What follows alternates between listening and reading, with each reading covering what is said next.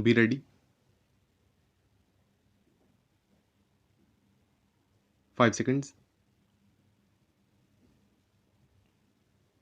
Start.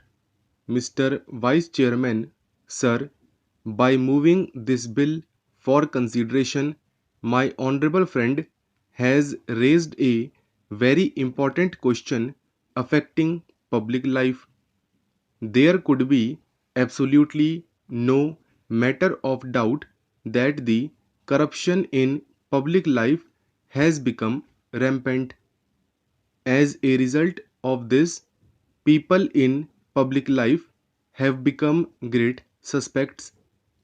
In a seminar which I was attending on code of conduct for public men, somebody observed that once a man becomes a minister, occupies a seat of power for generations, his economic problems are solved. It may be an exaggerated statement, but it has been our sad experience that people who have occupied high positions in public life, who have become ministers, members of parliament, or members of legislatures, have overnight become affluent persons. This may not be true of all members of parliament. This may not be true of all members of legislatures. This may not be true of all ministers, but quite a large number of them have overnight become so affluent that it becomes really difficult for any man to understand how the man become so affluent. The whole thing becomes a mystery to the common man, and the character and integrity of the person concerned becomes highly suspect. I know, sir, that it would be too much to expect the same standard of public behavior as we had during the days of Ramayana. Those who were in charge of administration, those who were occupying the highest office, put themselves to the highest form of test, the highest form of ordeal. Can there be any doubt that public life is so much corrupted today that we have all become suspect? In fact, the people have also become jealous of the members of parliament. Then, say, somehow one has got to become a member of parliament or a member of the legislature or somehow come closer to the corridors of power. Why do they say this?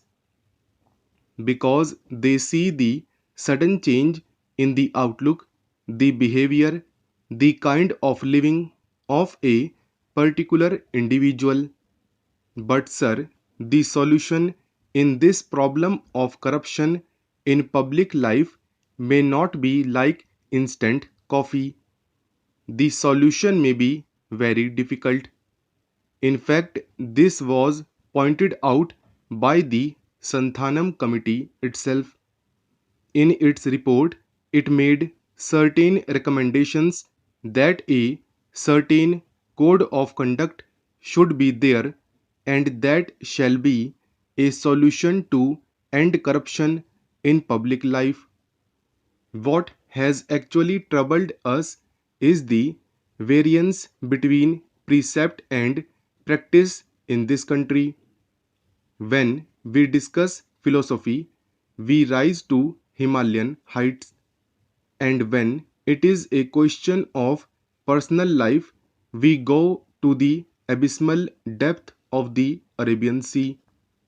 There is so much variance between precept and practice in this country that even if a particular individual might be trying to adhere to the precepts, he also becomes suspect because the general atmosphere is one of suspicion.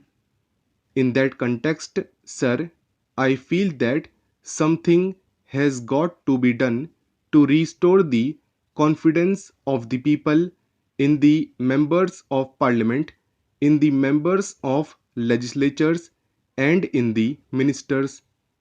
Now, my friend made a suggestion that after all, we are all answerable to the people in this country, and when representatives come through elections and people vote for them, that is a sure proof of the people's confidence in those elected representatives.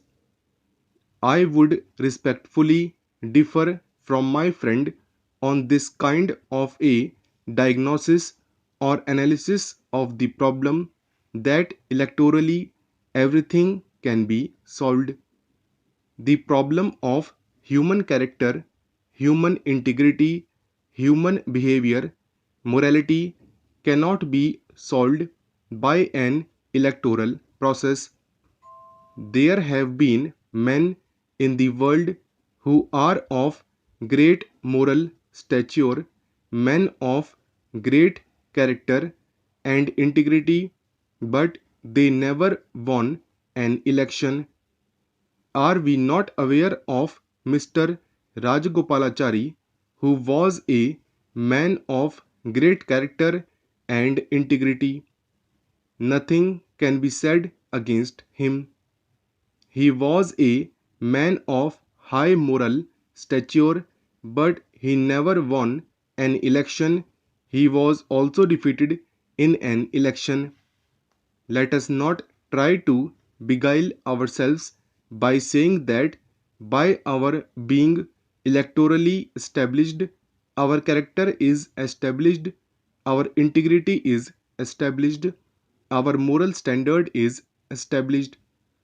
After all, the kind of electoral system that we have in this country itself corrupts the entire political system, the entire politics in this country. How many of us can claim that we limit ourselves to the amount prescribed in the Representation of the People Act when we contest an election? Which member of parliament does not spend above that amount? How many of us file a true return in compliance with the provisions of the Representation of the People Act? Most of the candidates file false returns, and this has been taken as an accepted way of life. Therefore, we should not expect that once it is electorally established that somebody has been elected, he must automatically be deemed to be a man of character, a man of integrity, and so on and so forth. Such a proposition, at least I personally cannot accept.